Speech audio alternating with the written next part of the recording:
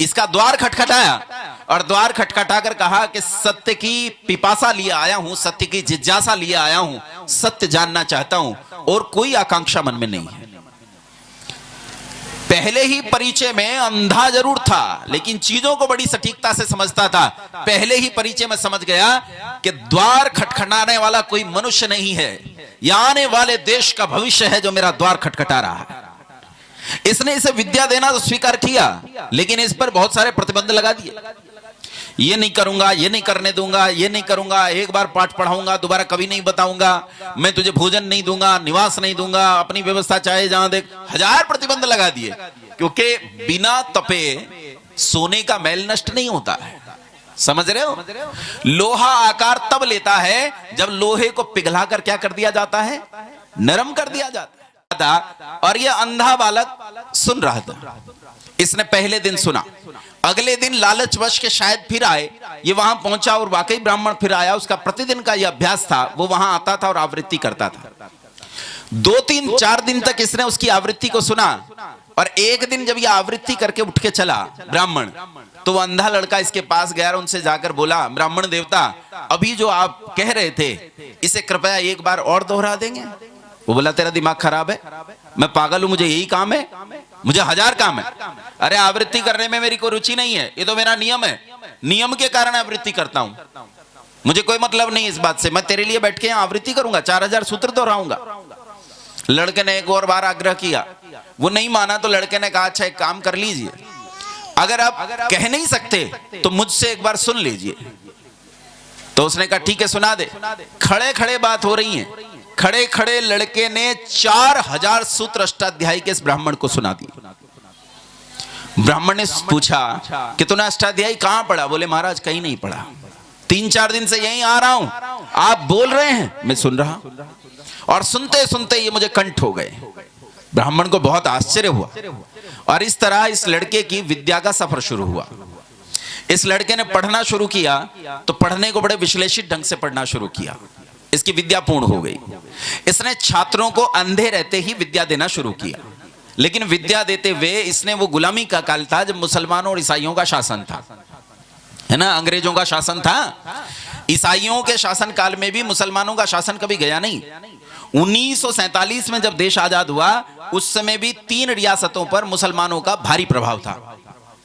एक तो जूनागढ़ की रियासत, गुजरात जिसे बोलते हैं आजकल, एक हैदराबाद की रियासत, उस पर तो आज भी है, और एक तीसरी राजा हरि सिंह की, ये जम्मू और कश्मीर। ये भले ही राजा हिंदू था लेकिन यहां भी उनका दबदबा खूब था, आज भी है। तो ये 3 रियासतें मुसलमानों की तब भी चलती थी। इसका मतलब है समूचे देश पर केवल ईसाइयों का कब्जा नहीं था, मुसलमानों का भी कब्जा था। और इन दोनों के कब्जे के कारण पूरा देश गुलामी में त्राहिमाम कर रहा था। लड़का अंधा था लेकिन इसके अंतर चक्षु, इसके प्रज्ञा चक्षु इतने संवेदनाशील थे कि अपने राष्ट्र की पीड़ा को भलीभांति देखता था। इसकी आंखों से निरंतर अश्रुधारा बहती कि मैं अपने राष्ट्र की पीड़ा को कैसे दूर करूं। इसके पेट में शूल था।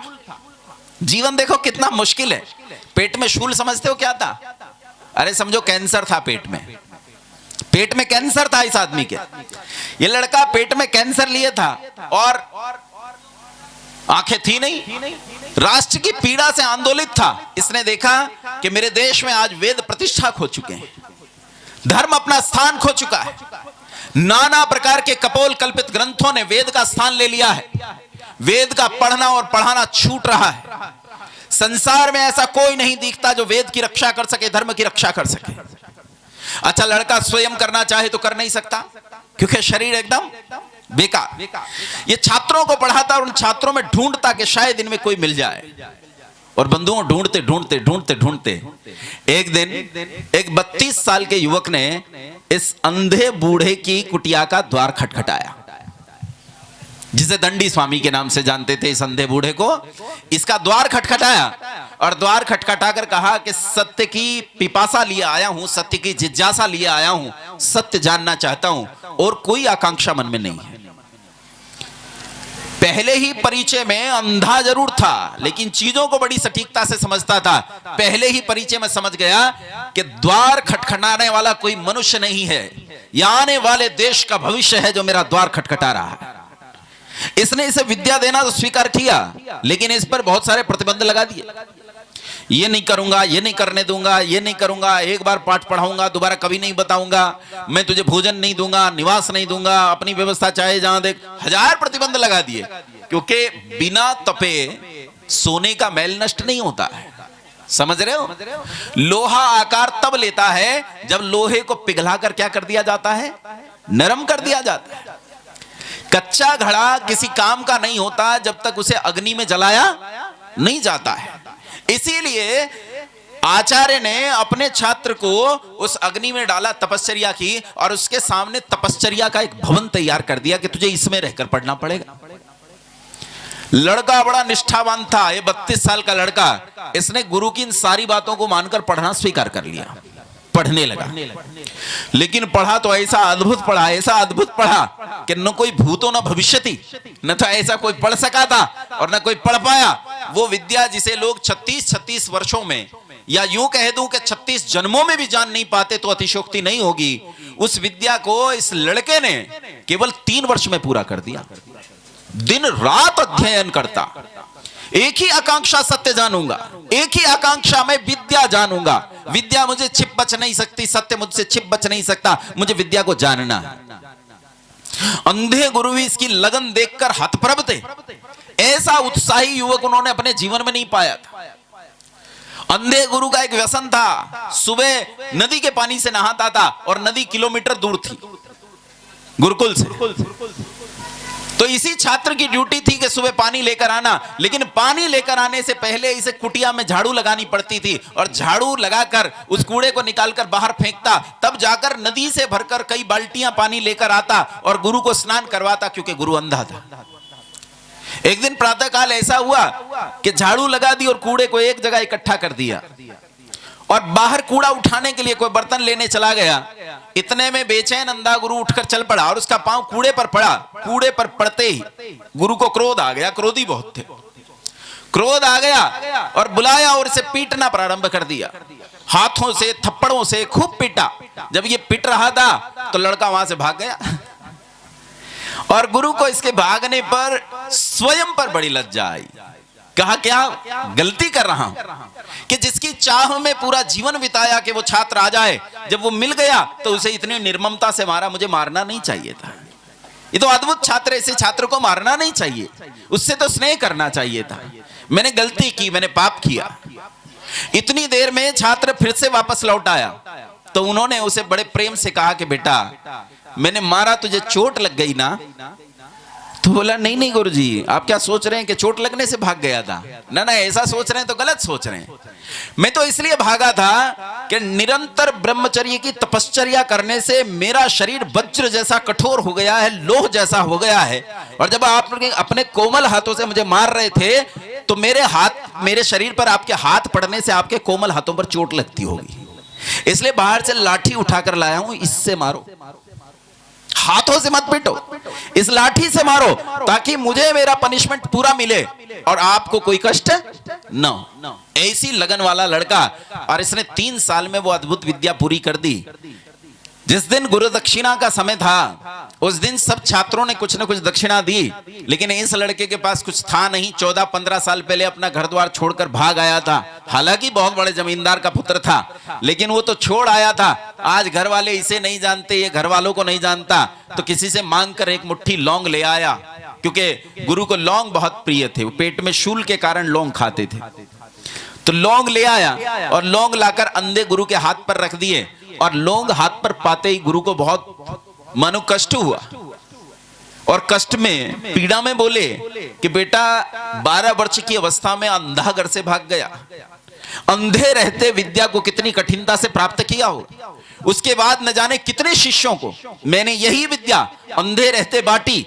मैंने जीवन भर इतना परिश्रम किया है जितना कोई 10 जीवन में नहीं कर सकता, लेकिन मेरे इतने जीवन का परिश्रम एक और तुझे 3 वर्ष में विद्या से सींचने में किया गया परिश्रम एक तरफ। मैंने तुझ पर इतना परिश्रम किया है कि मैंने पूरा जीवन इतना परिश्रम नहीं किया, और मेरे परिश्रम का प्रतिफल बस ये एक मुट्ठी लौंग, ये मेरी गुरुदक्षिणा, इतनी सी।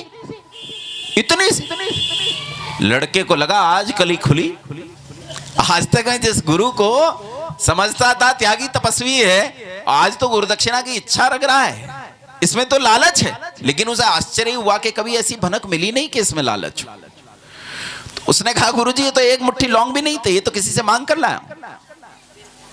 तो अंधे गुरु ने कहा कि बेटा मुझे एक मुट्ठी लौंग नहीं चाहिए, मुझे वो चाहिए ही नहीं जो तेरे पास नहीं है। मैं तो तुझसे वो चाहता हूं जो तेरे पास है, और उसी गुरु दक्षिणा के लिए मैंने तुझे विद्या से सींचा है। इसने कहा पर एक मुट्ठी लौंग के अतिरिक्त तो कुछ नहीं है गुरुजी। बोले है तो छिपा रहा है। कहा कुछ नहीं है, सच मानो, आप अंधे हो देख नहीं पाते। मेरे पास ये 6.5 फीट की काया, नग्न शरीर, शरीर पर बंधा हुआ एक लंगोट, हाथ में कमंडल और एक 8 फीट की लाठी, इसके अलावा मेरे पास कुछ नहीं है। गुरु बोले नहीं है पर तू छिपा रहा है। बिल्कुल नहीं है गुरुजी। कहा बेटा तेरे पास तेरा जीवन है, और इसी जीवन की आकांक्षा में मैंने तुझे विद्या से सींचा है। मैं गुरु दक्षिणा में तुझसे तेरा जीवन चाहता हूं, ये जीवन मुझे दे, ये जीवन मुझे चाहिए, तो ये जीवन मुझे दे। और देख मेरे इस राष्ट्र की ओर, मेरा यह राष्ट्र जो कभी सारे संसार के लिए सुख का साधन रचता था, आज परतंत्रता की बेड़ियों और जंजीरों में जकड़ा हुआ है। सारे संसार में कोई इसकी कर्राह सुनने वाला नहीं। मैं तुझसे तेरा जीवन गुरु दक्षिणा में मांगता हूं। उठ खड़ा हो और काट डाल मेरे राष्ट्र की इन परतंत्रता की बेड़ियों और जंजीरों को, फिर से मुक्त करा, स्वतंत्र करा इस राष्ट्र को। देख इस राष्ट्र की ओर, आज इस राष्ट्र में धर्म अपना स्थान खो चुका है। अधर्म नाना प्रकार के आडंबर और रूप धारण करके महिमा मंडित होकर बैठा है। मैं चाहता हूं खड़ा हो और इस अधर्म का नाश कर, इस अधर्म की हत्या कर, पुनः धर्म को प्रतिष्ठा दे। वेद अपना स्थान खो चुके हैं, उनके स्थान पर कपोल कल्पित ग्रंथ जा बैठे हैं। मैं चाहता हूं तू खड़ा हो, फिर से वेद को प्रतिष्ठा दे और इन कपोल कल्पित ग्रंथों की धज्जियां उड़ा दे। बस इसी गुरु दक्षिणा की आकांक्षा में मैंने तुझे विद्या से सींचा है। लड़के को बहुत आश्चर्य हुआ कि कितने सुंदर नेत्र दुनिया में हैं। धिक्कार है ऐसे नेत्रों पर जो सुंदर होते हुए भी मेरे राष्ट्र की पीड़ा को नहीं देख सकते। और मेरे गुरु के नेत्र कुरूप और अंधे हैं, लेकिन कुरूप और अंधे होकर भी वो मेरे राष्ट्र की पीड़ा को देख सकते हैं। धन्य है ये नेत्र। लड़का उठ खड़ा हुआ, अपना जीवन गुरु के चरणों में रख दिया और फिर निकल पड़ा इस राष्ट्र की परतंत्रता की बेड़ियों को काटने के लिए। निकल पड़ा वेद को प्रतिष्ठा देने के लिए, निकल पड़ा फिर से धर्म की स्थापना करने के लिए। इसी लड़के का नाम था स्वामी दयानंद सरस्वती। असल में स्वामी दयानंद सरस्वती अपने आप में कोई है ही नहीं। स्वामी दयानंद सरस्वती गुरु बिरजानंद की तपस्या है। उसका वो अंधा गुरु जिसने जीवन भर तपस्या की, उसकी तपस्या का फल दयानंद सरस्वती है। दयानंद जब उठकर चला और उसने देखा कि देश मानो सो गया है और देश में उठने की आकांक्षा नहीं बची। 1857 की क्रांति, आप में से कुछ लोगों ने इतिहास पढ़ा होगा। 1857 की क्रांति में, जिसे साधुओं का आंदोलन कहा जाता है, उन्होंने एक ऐसा भयंकर युद्ध किया कि मुसलमानों की दाढ़ियां उखाड़ दी, खूब मारा इन्हें, पीटा। 1857 की क्रांति में मुसलमान पूरी तरह परास्त हुए।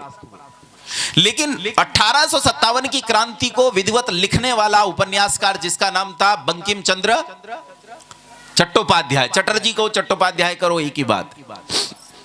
बंकिम चंद्र ने एक पुस्तक लिखी आनंद मठ, जिसमें 1857 की क्रांति का इतिहास है। और इस 1857 की क्रांति के इतिहास को लिखते हुए जब इस पुस्तक को बंद करता है बंकिम चंद्र, तो अंतिम पैराग्राफ में लिखता है, नायक के माध्यम से कहलवाता है, कहता है कि बस बहुत हुआ युद्ध, अब खड़ग रोक दो। हमने दड़ियलों को मार भगाया है, अब इस देश को सैकड़ों साल ईसाइयों की गुलामी की जरूरत है। यह 1857 की क्रांति का परिणाम था। अपन सरेंडर कर चुके थे, ईसाइयों की गुलामी को हमने अपना भाग्य मान लिया था। दादा भाई नौरोजी के भाषण उठाकर पढ़ो। दादा भाई नौरोजी को बड़ा देशभक्त कहा जाता है। दादा भाई नौरोजी लिखते हैं, कहते हैं अपने भाषणों में कि जैसा राज इस देश में अंग्रेजों का आया है, ऐसा राज दूसरा कोई नहीं आया। ऐसे अनेकों अनेक महापुरुष हैं जिन्होंने अंग्रेजों के शासन काल को बहुत अच्छा कहा है। ये कहा उन्होंने तकनीक बढ़ाई, इस देश को सिखाया, विद्या दी, टेक्नोलॉजी दी, इस देश को प्रॉस्पर बनाया। ऐसे अनेक है, मैं उनके नाम लूंगा तो आपकी भावनाएं आहत हो जाएंगी, इसलिए नाम नहीं ले रहा हूं। कम से कम 10 ऐसे प्रमुख नाम ले सकता हूं जिनका नाम 15 अगस्त वाले दिन लाल किले के प्राचीर से लिया जाता है। ऐसे महापुरुषों ने अंग्रेजों के काल को उत्तम काल कहा। और सुनो, रानी विक्टोरिया ने 1857 की क्रांति के बाद डरकर एक पत्र लिखा भारत की प्रजा के नाम। पत्र लिखा, पत्र के शब्द सुनो। पत्र के शब्द हैं, रानी विक्टोरिया लिखती है, जैसी प्रजा मेरी ब्रिटेन की है वैसी ही प्रजा मेरी भारतवर्ष की है। भारतवर्ष की प्रजा मेरे लिए संतान है और मैं उनके लिए माता पिता के समान हूं। मेरी प्रजा को कोई कष्ट पहुंचाएगा तो उसके लिए मुझसे बुरा कोई न होगा। मैं अपनी संतान को कष्ट पहुंचते हुए नहीं देख सकती। रानी विक्टोरिया के शब्द सुनो। अब सुनो, जब इस काल इस देश ने पूरी तरह सरेंडर कर दिया, देश ने आजाद होने की आकांक्षा तक बंद कर दी, देश में आजादी की कोई उम्मीद, कोई किरण बाकी न रही और लोगों ने रानी के राज्य को अपना भाग्य मान लिया, तब ऐसे अंधेरे के काल में दयानंद ने जन्म लिया। तब ऐसे अंधकार के काल में उस सूर्य की रश्मियां इस पूरे देश में बिखर गई और तब दयानंद ने अपने ग्रंथ में लिखा। शब्द सुनो, रानी विक्टोरिया के शब्द याद रखना। और अब दयानंद के शब्द सुनो। दयानंद क्या कहते हैं? कहते हैं, विदेशियों का राज चाहे माता पिता के समान सुख देने वाला भी क्यों ना हो। रानी विक्टोरिया क्या कहती है? मैं भारत की प्रजा की क्या हूं? माता पिता हूं। दयानंद क्या कहते हैं? विदेशियों का राज चाहे माता पिता के समान सुख देने वाला भी क्यों ना हो, तब भी वो भूखे रंगे स्वदेशी राज का मुकाबला भी नहीं कर सकता। हमें स्वराज चाहिए। ये पहली बार इस देश में किसी ने स्वराज शब्द की घोषणा की और स्वराज की याचना की, स्वराज की ईश्वर से प्रार्थना की कि हमें स्वराज चाहिए। पंडित लोकमान्य बाल गंगाधर तिलक ने इसी स्वराज शब्द को दयानंद से चुन लिया और चुनकर उन्होंने महाराष्ट्र में आंदोलन खड़ा कर दिया। इसी स्वराज शब्द को अपनी किसी पत्र में लिखते हुए चंद्रशेखर आजाद लिखते हैं कि पहली बार मैंने स्वराज शब्द सत्यार्थ प्रकाश में पढ़ा था और जिस दिन से मैंने स्वराज शब्द पढ़ा था उस दिन से मेरे जीवन का रुख बदल गया। 19 दिसंबर को फांसी हुई पंडित राम प्रसाद बिस्मिल को, उससे 3 दिन पहले 16 दिसंबर को काल कोठरी में बैठकर अपनी आत्मकथा लिखता है और लिखता है कि मैं इतना डरपोक था कि अपनी छाया देखकर भी अंधेरे में डर जाता था।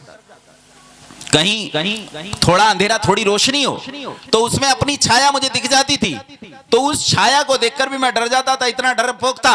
और कहता है इतना खराब जीवन था कि एक एक दिन में 70 सिगरेट पी जाता था। और कहता था जीवन में व्यभिचार प्रवेश कर चुका था, गंदे नॉवेल पढ़ता था, पिता की अटैची से पैसे चुराता था। अचानक कहीं से मेरे हाथ सत्यार्थ प्रकाश लग गया और जिस दिन मेरे हाथ सत्यार्थ प्रकाश लगा मेरा जीवन मिट्टी से स्वर्ण में तब्दील हो गया। कहता है जीवन ने मानो एक पलटा खाया और मैं कुछ और ही बन गया। और भगत सिंह बिस्मिल के मरने के बाद एक पत्र लिखते हैं। आप भगत सिंह के पत्र कभी पढ़ना, भगत सिंह के पत्रों की एक पुस्तक है, 1000-1200 रुपए की मिल जाती है, कभी खरीद कर पढ़ना। उसमें आपको कितना इसका वर्णन मिलेगा, आप देखकर हतप्रभ रह जाओगे। भगत सिंह राम प्रसाद बिस्मिल के बारे में लिखते हैं कि बिस्मिल जिस समय सड़क पर चलता था, 6 फीट 2 इंच ऊंचा युवक जब सड़क पर चलता था तो उसके ब्रह्मचर्य को देखने के लिए लोग सड़क पर ठिठक जाते थे। कहते थे चंद्रशेखर आजाद हम में सबसे मजबूत थे क्रांतिकारी दल में, और जब कुश्तियां होती थी तो चंद्रशेखर आजाद लगातार कुश्तियां लड़ते थे, थकते नहीं थे। वो चंद्रशेखर आजाद कभी बिस्मिल से कुश्ती में जीत नहीं पाए। ऐसा ब्रह्मचारी बन गया वो पंडित राम प्रसाद बिस्मिल, जो फांसी के फंदे पर खड़े हुए अंग्रेजों ने उससे पूछा कि तेरी आखिरी इच्छा क्या है, तो बोला ये बिना मतलब की बातें मत कर, तुम फांसी दो। तो उन्होंने कहा भैया रिकॉर्ड में दर्ज करनी है। कहा तुम पूरी नहीं कर सकते, खामखा की बातें क्यों करनी। कहा अरे रिकॉर्ड में तो लिखना पड़ेगा, हमारी तो नौकरी का सवाल है, तुझे तो डर नहीं लगता। तो अंग्रेज लोग थे और अंग्रेजी में बात हो रही थी, तो अंग्रेजी में ही अपनी वो आखिरी इच्छा उन्हें बताता है। उस फांसी के फंदे पर खड़ा होकर घोषणा करता है, I wish the downfall of British empire in this country. मैं इस देश में ब्रिटानिया हुकूमत का पतन चाहता हूं, ये मेरी आखिरी इच्छा है। कैसा निडर कर दिया उस लड़के को, एक छोटा सा ग्रंथ और कैसा निडर बना दिया। फांसी के फंदे पर खड़ा होकर गाता है, सरफरोशी की तमन्ना अब हमारे दिल में है, देखना है जोर कितना बाजुए कातिल में है, वक्त आने पर बता देंगे तुझे वो आसमां, हम अभी से क्या बताएं क्या हमारे दिल में है। ऐ शहीदे मुल्क व मिल्लत मैं तेरे ऊपर निसार, अब तेरी हिम्मत का चर्चा गैर की महफिल में है, सरफरोशी की तमन्ना अब हमारे दिल में है, देखना है जोर कितना बाजुए कातिल में है। फांसी का फंदा जब गले में डालने लगे तो वो काला कपड़ा ओढ़ाते हैं। कतिपय इतिहासकार लिखते हैं कि शायद ये दुनिया का पहला और आखिरी क्रांतिकारी है जिसने ये काला कपड़ा अपने चेहरे पर ओढ़ने से मना कर दिया। उन्होंने कहा भाई ओढ़ना पड़ेगा तो प्रोटोकॉल है, जो फांसी पाते हैं सबको काला कपड़ा ओढ़ाया जाता है। बोला मैं नहीं ओढ़ूंगा, मैं इसे नहीं ओढ़ू। अरे क्यों नहीं ओढ़ेगा?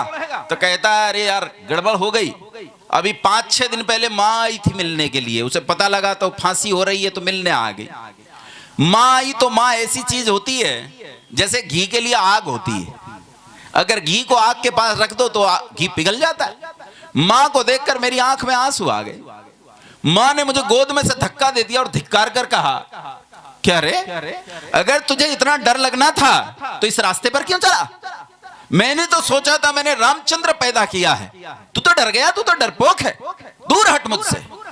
तो मैंने माँ को तो वहां समझा दिया, लेकिन अभी उसे बात अच्छे से समझ में नहीं आई है, इसलिए काला कपड़ा नहीं ओढ़ रहा हूं। जब मैं मरूं तुम ये लीवर खींचो, फांसी की रस्सी खींचे, मुझे फांसी लगे और मैं मर रहा हूं, तो उस समय मेरी आंखों को ध्यान से रखना, ध्यान से देखना मेरी आंखों को, और उन आंखों को बहुत अच्छे से उनके भावों को देखना, और मेरी मां को जाकर बताना कि जब तेरा बिस्मिल फांसी पर झूला तो उसकी आंख में रत्ती भर डर नहीं था, वो मौत से रत्ती भर नहीं डरता था, मौत उससे डरी कांप रही थी।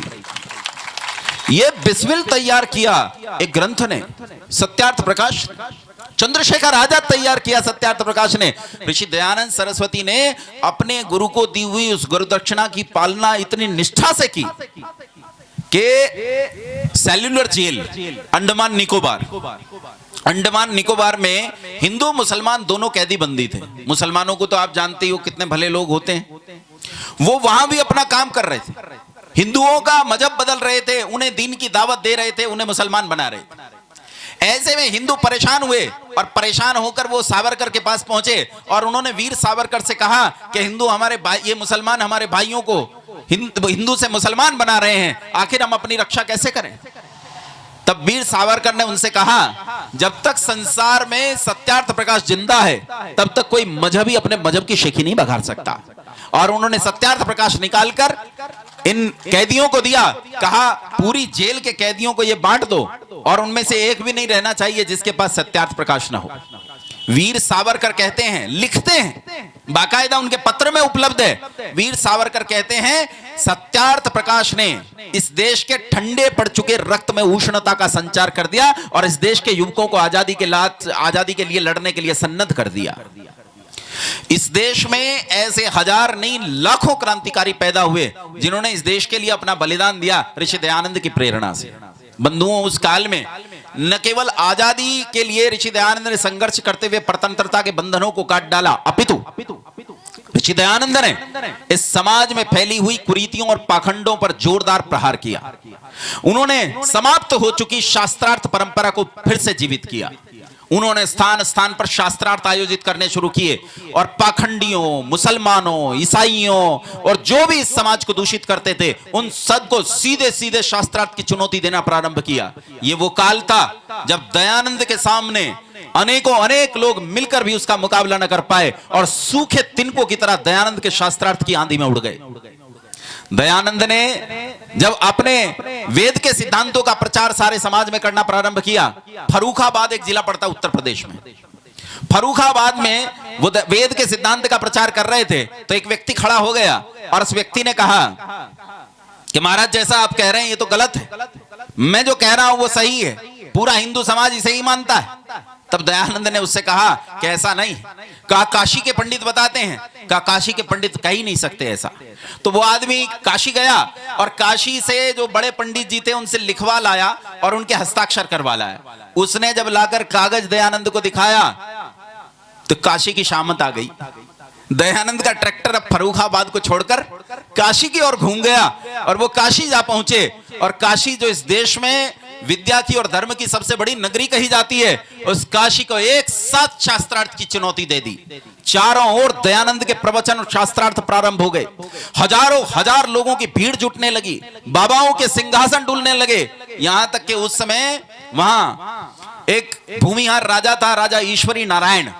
राजा ईश्वरी नारायण ने अपने पंडितों को बुलाकर कहा कि यह नंगा अवधूत हिंदू धर्म की उन मान्यताओं का खंडन कर रहा है जिन्हें हम लाखों साल से ढो रहे हैं, इसे शास्त्रार्थ की चुनौती दे, इसे पराजित करो अन्यथा मारे जाएंगे।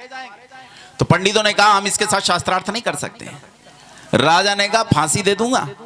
इतने दिल से पाल रहा हूं, पैसे दे रहा हूं, खर्च कर रहा हूं, या तो शास्त्रार्थ करो, नहीं तो मार डालूंगा। अब मरते क्या ना करते, शास्त्रार्थ के लिए तैयार हुए। उससे पहले धन का एक लालच ईश्वरी नारायण ने फेंका। इससे दयानंद की योग्यता का पता चलता है, ध्यान से सुनो। उस समय जो विद्वान होते थे, राजा ईश्वरी नारायण में एक अच्छा गुण भी था। जो भी काशी में विद्वान होते थे, उन्हें 10 रुपए प्रतिमास की छात्रवृत्ति दी जाती थी। 10 रुपए आपको थोड़े लग रहे हैं क्या? बोले 10 रुपए थोड़े लग रहे हैं क्या? 10 रुपए ऐसे मानो जैसे किसी को 1 लाख रुपए आज के काल में दे दिए जाएं। बहुत बड़ी राशि थी। वो रेशमी पालकियों में चलते थे इन्हीं 10 रुपयों से। 50-50 सेवकों को पालते थे, अपने मठ मंदिर चलाते थे इन्हीं 10 रुपए से। उस समय 10 रुपए का मूल्य बहुत ज्यादा था। 10 रुपए दिए जाते थे विद्वानों को।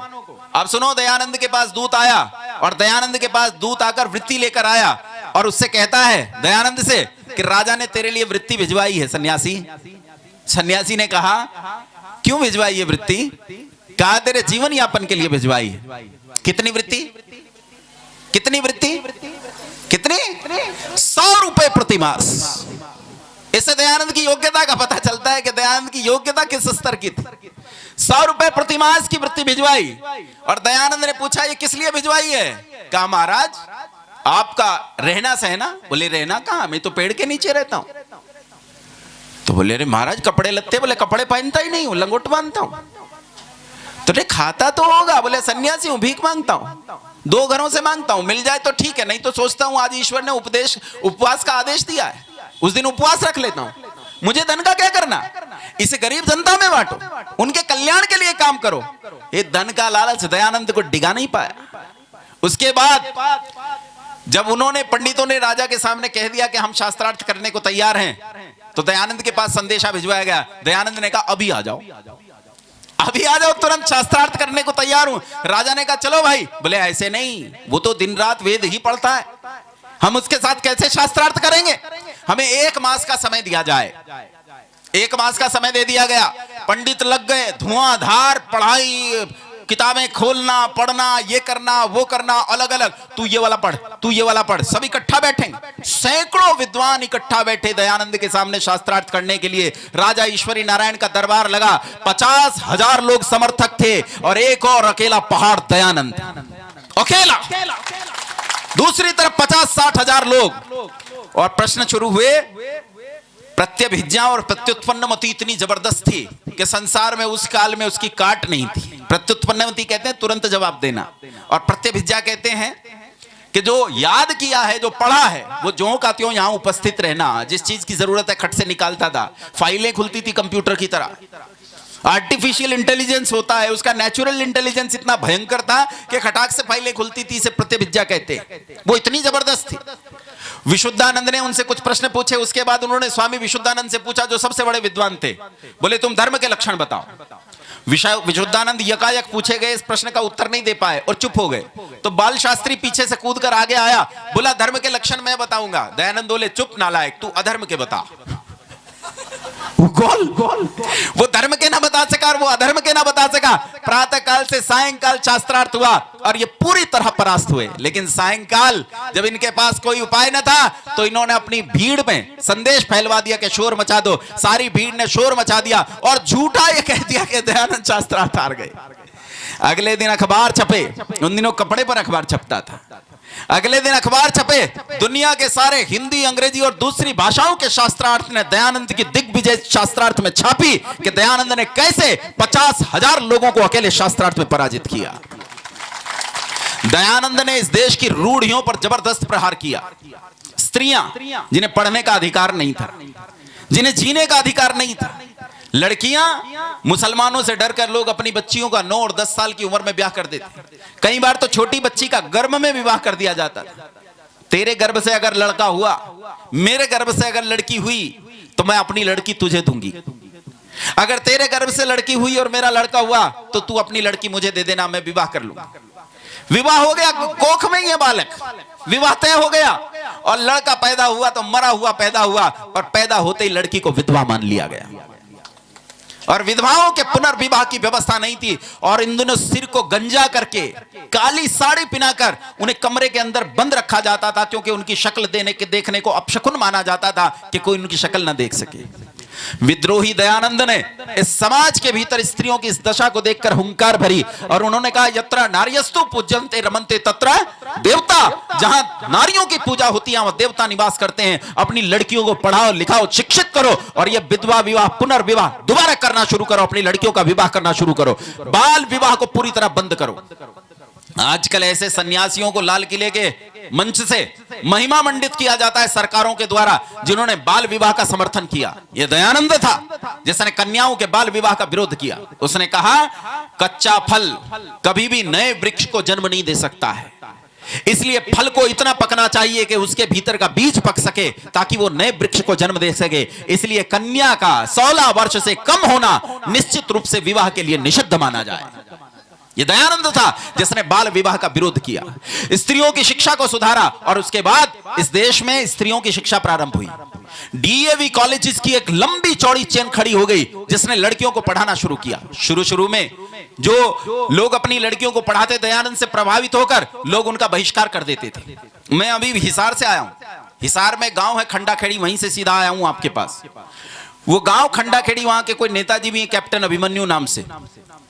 उस गांव में वो कहते हैं कि जब उनके प्रभाव में लड़कियों को पढ़ाना शुरू किया तो हमारे यहां संस्कार कराना भी पंडितों ने बंद कर दिया, हमारा बहिष्कार कर दिया पूरी तरह। जैसे ही दयानंद को यह पता चला कि पंडितों ने इन लोगों को संस्कार आदि विवाह आदि कर्मों से अलग कर दिया और वो इनके यहां नहीं जाते, दयानंद ने कहा, हम तुम्हें पंडित बना देंगे। और उन्होंने पूरे समाज को पंडित बनाना शुरू कर दिया। उन्होंने जाट, गुर्जर, राजपूत, यादव, ब्राह्मण, चमार, अहीर, कायस्थ, कश्यप, कोई नहीं छोड़ा जिसे ब्राह्मण ना बना दिया हो, सबको ब्राह्मण बना डाला। ऋषि दयानंद ने अपने काल में लुप्त हो चुकी वेद के भाष्य की यास्क परंपरा को पुनर्जीवित किया। देखो, ब्राह्मण किसे कहते हैं? किसे कहते हैं ब्राह्मण? बोलो। जो पंडित जी के घर में पैदा हो जाए, जो लंबी सी चोटी रखता हो, शाम को पौवा पीता हो, किसे कहते हैं ब्राह्मण?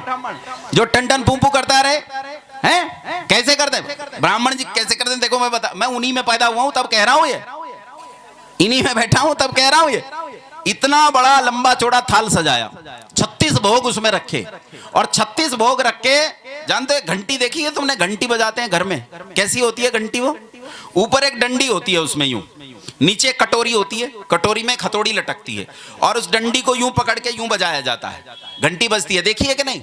वो सारा इतना सारा थाल भरेगा, उसमें से यूं उंगली भिगोएगा। वैसे तो ये कह रहा है, तेरा तुझको अर्पण क्या लागे मेरा, पर बात उल्टी है। इतना सा छींटा दे के कहता है, तुझको इतना सा अर्पण सब लागे मेरा है, और फिर कहता है, देख तेरे सामने बैठ के खाऊंगा। और फिर घंटी बजाता है, घंटी में ये अंगूठा खड़ा रहता है, कहते तू ठेंगा ले ले। नहीं कहते क्या? हम ही करते हैं, हम सब अपने घरों में करते हैं। कहते हैं, देख तेरे सामने बैठ के खाऊंगा, तू ठेंगा ले ले।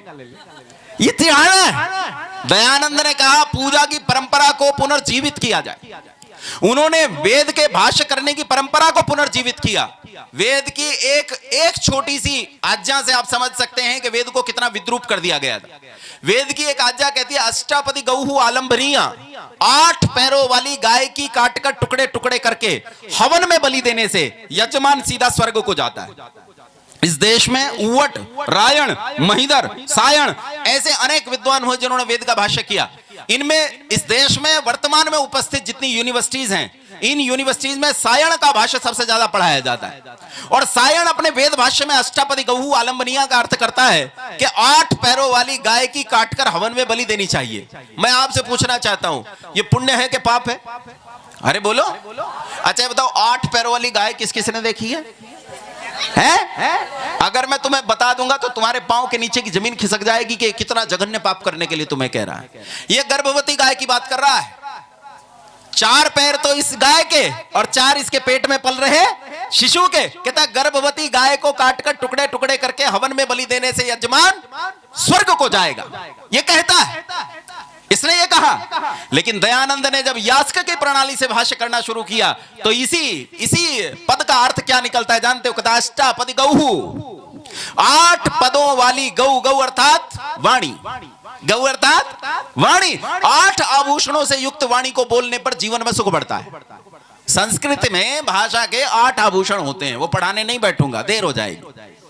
संस्कृत में भाषा के 8 आभूषण होते हैं और इन 8 आभूषणों से युक्त वाणी को जो बोलता है उसके जीवन में सुख बढ़ता है। दयानंद ने वेद का भाष्य करने की प्रणाली को पुनरुद्धार किया। उसने कहा जिस दिन मैं चारों वेदों का भाष्य कर दूंगा उस दिन सूर्य सा प्रकाश सारे संसार में फैल जाएगा। लेकिन प्रकाश फैलने नहीं पाया क्योंकि ईसाइयों और मुसलमानों ने उस पर हत्या के बहुत प्रयास किए, वो सफल नहीं हुए। तब हम हिंदुओं ने कहा कि भैया तुमसे नहीं मरेगा, तुमसे नहीं मरेगा, क्योंकि लकड़ी को लोहा तब तक काट नहीं सकता जब तक लकड़ी के भीतर हत्था लकड़ी का ही ना हो। जब लकड़ी के लोहे के भीतर हत्था लकड़ी का होता है तब वो कुल्हाड़ी बड़े से बड़े वृक्ष को काट सकती है। हम तुम्हारी मदद करेंगे।